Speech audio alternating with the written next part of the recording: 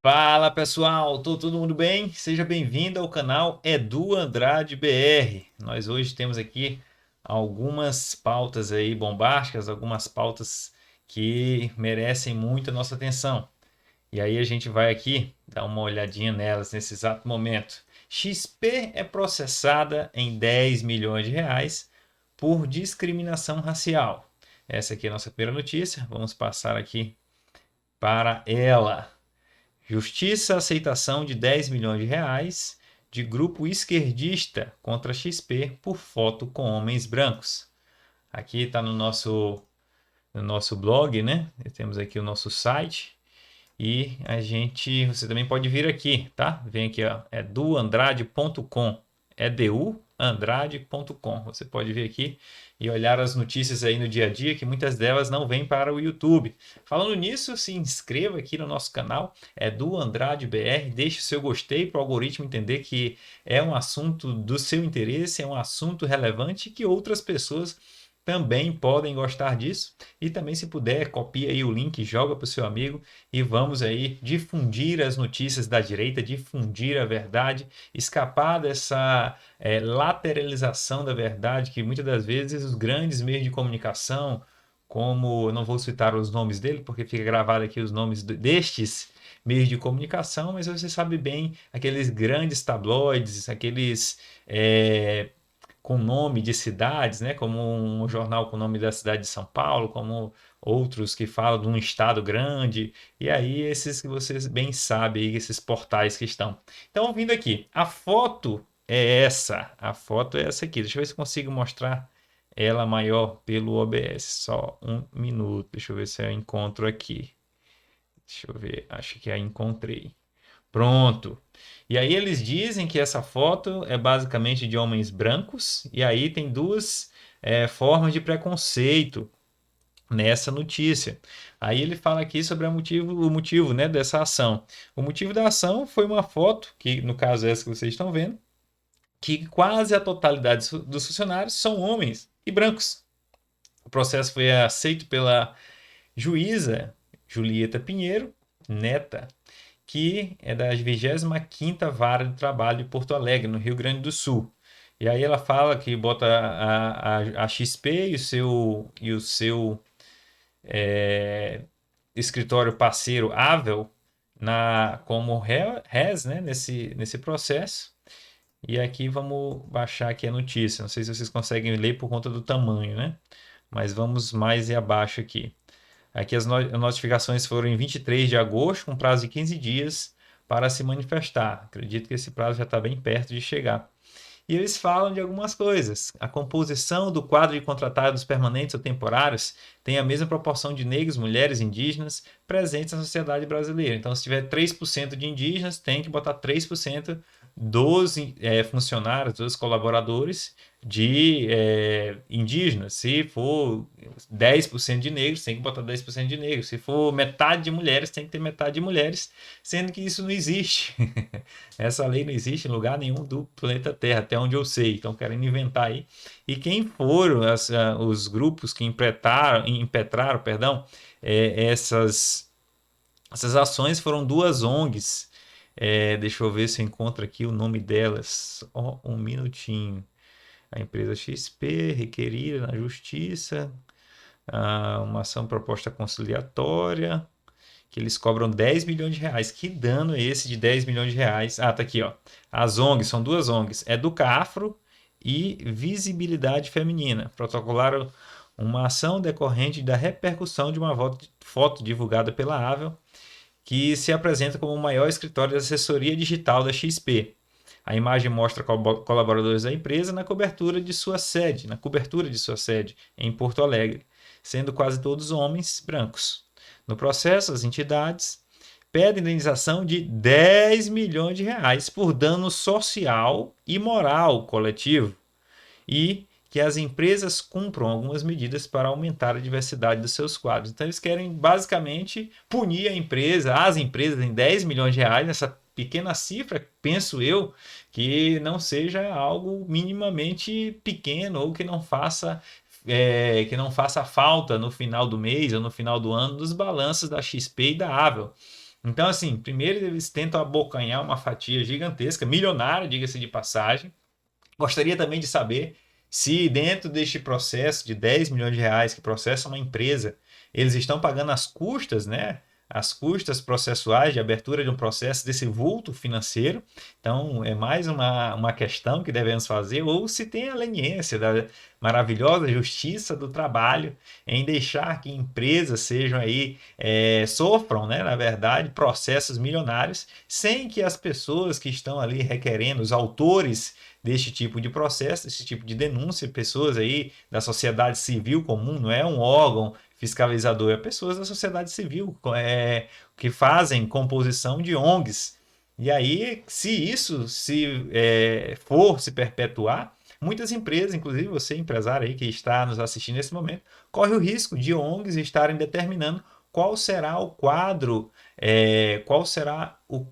técnico da sua empresa, se isso é possível, se isso é minimamente aceitável no mundo real. E aí a gente olha com maus olhos essa.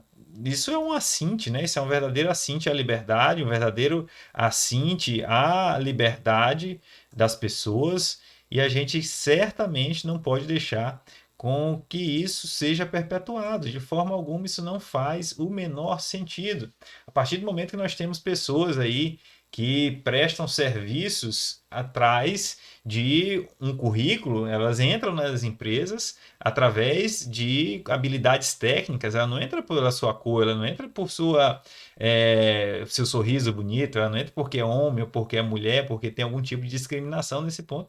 Sobretudo quando vemos um vulto financeiro dentro de um processo dessa natureza, um processo até que nem existe, nem figura no nosso processo legal, no nosso Código de Processo Civil, no nosso Código de Processo Trabalhista, não existe esse tipo de crime dos quais eles estão referindo. Isso é um arbítrio do qual está à disposição do dono da empresa fazer o seu quadro de acordo com as habilidades técnicas que eles precisam, que seja necessário para ele, não de acordo com uma espécie de espelho. O que acontece na sociedade brasileira tem que ser um espelho dos quadros técnicos de uma empresa, sobretudo uma empresa do mercado financeiro, que é uma empresa totalmente técnica. E aí a gente olha esse tipo de intromissão, primeiramente, por parte do Estado, por parte de uma juíza que acolhe esse tipo de denúncia. Denúncia grave, porque se isso começa a passar para os pequenos empresários, imagine a quantidade de custos que estes pequenos empresários vão ter quando se trata de empresários que têm 2, 3, 4 colaboradores. Então, assim, é impensável que esse tipo de ação seja realmente perpetrada e seja dada continuidade, e será muito mais difícil ainda caso isso venha a vigorar e se torne uma jurisprudência no Brasil. Porque a própria XP ela coloca que ela tem já nos seus quadros dentro do RH dela essa determinação de fazer inclusão de mulheres, fazer inclusão de pessoas de cores aí, de pele mais variadas possíveis, e inclusive da questão LGBTQI+. Aí eu consegui pela primeira vez falar isso, não falei apenas GLS. Pois bem, e aí a gente olha todo esse cenário e passamos agora para o segundo arrobo dentro do judiciário que nos deixa assim perplexos, que é a questão que o STF cria um programa contra fake news. Deixa eu encontrar aqui essa nova modalidade em que o próprio judiciário, o próprio STF, inicia um trabalho do qual ele começa a legislar. Legislar, entendam bem, ele não está aqui apenas fazendo o trabalho de julgador, ele está legislando para que fiquem bem claro. Deixa eu só aqui fazer uma diferenciação, porque está com uma imagem no fundo, tirei ela aqui. Transição, beleza. Então vamos aqui para a leitura dessa nova modalidade em que apenas no judiciário brasileiro a gente vê isso. Quando a gente vê fora do judiciário de uma república, como é o caso do Brasil, uma república federativa, representativa, na modalidade presidencialista, em que configuram os três poderes, legislativo, executivo e judiciário, no âmbito federal, ele tem ali a composição de quem faz essas leis em âmbito federal, para que ela tenha validade em todo o território nacional, é competência exclusivamente das casas legislativas, como o próprio Congresso, que ele é composto pelo Senado, e pela Câmara Federal. Então, são os senadores e deputadas federais que irão fazer esse tipo de alegação, que podem fazer esse tipo de requerimento. Então, o STF cria um programa contra a fake news. O Supremo Tribunal Federal, STF, instituiu uma medida de combate à desinformação e ao discurso de ódio. Lembrando que esse discurso de ódio, essa desinformação, ela sempre está destinada e ligada a grupos que estão aí ligados ao presidente Bolsonaro, a grupos que se intitulam conservadores, a grupos que estão aí contrárias às agendas ideológicas de esquerda, e toda essa composição a gente sabe que é uma perseguição que vem acontecendo dia após dia. Temos presidente de partido preso, como Roberto Jefferson, deputado federal com prerrogativa de foro privilegiado também preso em votos e falas, também preso de maneira totalmente arbitrária, sem também não ter nenhum tipo de ligação com a composição de um processo normal, e que ele siga o seu rito jurídico de natureza imposta não, provocada pelo MP ou algum tipo de força policial aí que tem essa competência. E vamos ver aqui. Com o nome de Programa de Combate à Desinformação. A sigla tem sigla ainda. PCD. A resolução publicada visa enfrentar os efeitos negativos provocados pela desinformação e pelas narrativas odiosas. Vou frisar aqui, odiosas. A imagem e a credibilidade da instituição. A instituição essa? STF. E aí a gente vê também que eles colocam nesse mesmo pacote os membros do Poder Judiciário. Quando você coloca os membros do Poder Judiciário, pode ser um juiz, pode ser qualquer pessoa aí, pode ser até um assessor, porque ele é um membro do Poder Judiciário. O presidente do Supremo Tribunal Federal, STF, e aí tem essa composição explicando aqui o que seria esse PCD. O PCD será acompanhada pelo secretário-geral da presidência do STF, Pedro Felipe de Oliveira Santos, que coordenará a ação em dois eixos. O primeiro, com reuniões periódicas para monitoramento dos resultados e aperfeiçoamento de recursos tecnológicos para a identificação rápida de práticas de desinformação e discurso de ódio, e a aproximação do grupo gestor com instituições públicas e privadas que atuam no combate da desinformação. Então, assim, a gente já vê aqui que a verdade e o que é informação vai ser determinada por Pedro Felipe de Oliveira Santos, juntamente com grupos que sejam com a gestão pública ou privada. Então, algumas empresas ainda irão receber por este serviço, como a gente viu a Átila e a Marino recebendo algumas centenas não, na verdade, alguns milhares de reais, se eu não estou enganado, na casa de 200 mil reais, por uma campanha do qual ele fala sobre a doença aí que está instalada no mundo, que se instalou em 2019. E aí, nesse contexto, também teve uma Big Brother que ganhou algumas também dezenas, centenas de milhares de reais, não sei bem ao certo o valor, nem de um nem de outro, mas eu penso que tenha sido na cifra de 100, 200 mil reais esses cachês para essas pessoas falarem coisas como lave sua mão, como use álcool em gel, a máscara se usa assim, assim, assado, e aí eles ganharam essa bagatela. Você já ganhou alguma vez algo do governo, nem que seja R$ 1.000, para fazer alguma propaganda, para dizer que algo é bom ou ruim, para dizer como é que tem que abrir uma tampa de uma cerveja, por exemplo? Penso que não, eu também não. Gostaria muito de ganhar, mas não é esse tipo de modalidade da qual a gente tira dinheiro do cofre público para passar para uma suposta celebridade.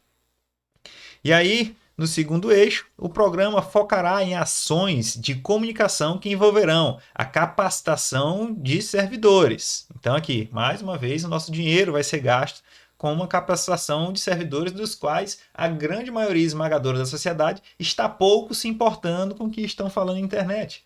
Isso ainda se importa mais quando os grandes tabloides aí, quando o mainstream da mídia brasileira mente, e fica por isso mesmo, como a gente já viu o Jornal Nacional fazer, como a gente já viu diversos outros tabloides aí, para não ficar citando nome a nome, mas que eles já fizeram por diversas vezes, ficou por isso mesmo.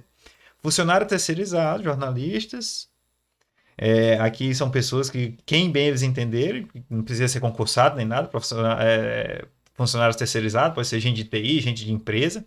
Jornalistas profissionais, aí a gente vê aquelas pessoas que dizem que a facada foi legal, como o Sherazade, que tem que fazer um movimento punk aí de comemoração à facada Bolsonaro. Outros que falam da coxa de Lula, né, que está ali malhando. Outros que falam também que Bolsonaro tem tendências homossexuais e diversas outras falas aí absurdas. E o pior não são esses supostos profissionais, jornalistas profissionais. E ainda tem influenciadores digitais, como esse Átila Yamarino, que eu acabei de citar, como Felipe Neto, que vem aí agora, todo tipo de assunto, ele é um especialista em todo tipo de assunto, ele tem ali um estudo totalmente científico por trás, em que ele tem essas atribuições completamente intelectuais voltadas para qualquer assunto que apareça, desde bomba de Hiroshima, desde Talibã até fake news, as doenças aí que estão agora espalhadas pelo mundo, que vieram lá daquele país, lá do Oriente. E aí, fala com parcerias, acordos e cooperações técnicas com órgãos e empresas público-privadas que atuam no ramo. Então, isso quer dizer mais outra coisa. As empresas de fact-checking vão ter não só a possibilidade de fazer a censura, como eles já fazem hoje. Eles dizem que esse boné, eu boto aqui, meu boné preto é bonito. Aí vem a fact-check, não, mas esse ali nem é um boné, aquilo ali é um chapéu de boiadeiro, entendeu? E aí eles colocam lá uma tarja, vai ficar uma tarja na minha postagem, porque eu disse que era um boné e eles disseram que é um chapéu de boiadeiro. Então, por não ser um boné, eles vão fazer isso e vai ficar a versão deles. Porém, com um adendo de muito maior dano para a nossa sociedade. Esse adendo é qual? É que agora eles têm o poder público do lado deles. Agora eles têm a fé pública do lado deles. Agora eles têm o STF para julgar o que é certo e errado, para nos calar, para nos censurar. Então, acabou a liberdade dentro do Brasil. A verdade ela é feita por tabloides, por influenciadores. Ela é feita, inclusive, por pessoas que não têm nenhum tipo de atribuição da sociedade, não passou por nenhum tipo de concurso, não precisa ter ali, de nenhuma forma, nenhuma comprovação que ela tem algum tipo de especialidade naquela área de atuação. Aqui diz que precisa ser do ramo, mas através de quem? Para atender, na verdade, os interesses de quem? E aí, isso já está com planos de começar a vigorar. O Supremo já realiza desde o início de ano a checagem de notícias falsas, a série de verdades do STF, publicado pelo portal do STF nas redes sociais. A agenda até 2030, isso aqui não vem ao caso. Que vem ao caso que a gente está vivendo um verdadeiro cala-boca, está vivendo a ditadura da toga de fato, está vivendo também um avanço aí no desrespeito das modalidades, desrespeito da Constituição, das 4 linhas da Constituição, em que há de verdade uma síntese aí, uma construção de uma judicialização das coisas, que isso aqui não é um fator judicial, que o que você fala, o que bem entender, e vai, dependendo se você ofendeu alguém ou acusou alguém de maneira em que causou algum dano para essa pessoa, seja comprovado esse dano causado, você vai ter que pagar na justiça por isso. E não ter uma censura prévia, uma censura de pensamento, uma censura de colocação de opinião e ela já ser revertida em uma cadeia, como a gente está vendo aí, presidente de partido, deputado federal, jornalista que hoje em dia está até paraplégico andando de cadeira de rodas, empurrando cadeira de rodas para poder se locomover. Tem também ativista, empresa, tem ameaças contra figuras como o Sérgio Reis, pessoas aí que estavam ligadas a ele, pessoas que querem se movimentar, pessoas que querem ir às ruas de maneira totalmente pacífica, sem ameaçar ninguém de fato. Quando vê, foi um caso que, caso o STF, o Congresso Nacional, na figura do Senado, não recebesse a denúncia e não apreciasse, botasse em votação os pedidos de impeachment de Alexandre de Moraes e Roberto Barroso, Luiz Roberto Barroso, eles poderiam, de alguma forma, invadir e tal, e não estavam fazendo uma ameaça. Vamos invadir, vai ser amanhã, e assim, assado. Então, assim, exaurindo todas as possibilidades, eles entrariam com uma medida mais enérgica. Mas não foi esse o caso. Ameaçaram de prender, fizeram ali várias intimações às pessoas que estavam nesse ato aí de organização para o dia 7, lá em Brasília. Inclusive, você já está convidado para ir lá para fazer o seu ato patriótico, para você realmente colocar o seu grito de independência do Brasil, independência inclusive do STF, dessas composições das quais eles fazem um verdadeiro terrorismo com essa história de fake news. O que eles dizem que é fake news e acabou. Não importa se está linkado ou deslinkado da realidade. E aí, vamos encerrando o nosso vídeo de hoje, que até durou mais um pouquinho, fez 20 minutos. Mas eu quero deixar aqui um grande abraço para todos vocês. Quero também deixar aqui que eu vou pedir, né, fazer um pedido, na verdade, que você se inscreva no nosso canal, que você aí possa dar uma ajudinha para a gente crescer esse canal, que você dê um curtir aqui, dê um gostei, que isso vale muito para o algoritmo, e que você copie esse link e mande para algum amigo. E aí, com isso, você vai conseguir fazer esse canal crescer um pouco mais, você vai conseguir aí ajudar uma pessoa de direita a ter mais audiência e a gente realmente fazer um corpo maior de pessoas que estejam aí com a sua TVzinha desligada e estão buscando informação de qualidade. Sobretudo que tenha um fundo do qual não esteja vinculado a um grupo de juristas que querem ditar o que é a verdade, que querem calar as outras pessoas. A pluralidade de ideias é muito bem-vinda e a gente precisa respeitar tanto o outro lado, que fala asneiras, que inclusive hoje, para a gente falar a verdade, a gente está realmente fazendo isso aqui, ó, suando para que a verdade seja realmente respeitada. E aí a gente tem que falar que homem não tem útero e dizer que homem não tem útero é um assinte às pessoas que são homossexuais e se sentem mulheres e nasceram no corpo masculino. Então, assim, é uma confusão em que a gente está muito distante da realidade. E esse distanciamento da realidade realmente vai cada vez mais trocando, fazendo aquela mudança de polarização, aquela mudança de polos, do qual o errado vira certo e o certo vira errado. E aí essa inversão de valores, como eles começam a falar de crianças, sexualizar crianças, começam a falar de questões aí de aborto, questões de liberação de droga e assim por diante. E aí a gente cada vez mais, a família tradicional vai se retraindo, a família tradicional vai sendo perseguida. Palmadinha, se você der uma palmada no seu filho, você pode ir preso. Se você falar alguma coisa que não agrade seu filho, você pode também ir preso por algum tipo de assédio moral e assim por diante. Então, assim, tudo que é para fazer com que as pessoas de bem sejam incriminadas, vão para a cadeia, alguma coisa do tipo, realmente vir um crime da cadeia. Já uma incursão no Rio de Janeiro, na época que estava lá no auge da doença disseminada pelo mundo, que veio lá do Oriente, das pessoas lá do olhinho puxado, quando veio de lá, não podia ter incursão para subir lá nos morros cariocas e combater o crime. Não podia, porque o ministro Edson Fachin determinou que não podia ter essas incursões, exceto em caso de exceção, que deveria passar por todo um processo de passar pelo MP ou uma indicação lá da polícia e fosse um juiz assinando a possibilidade de subir lá nesses morros. Também impediram que o governo federal pudesse agir em cidades, nos municípios e nos estados, e fizeram uma série aí de colocações as quais foram contra o interesse público e a favor de uma linha ideológica e um grupo político. Um grande abraço, siga Edu Andrade BR e espero você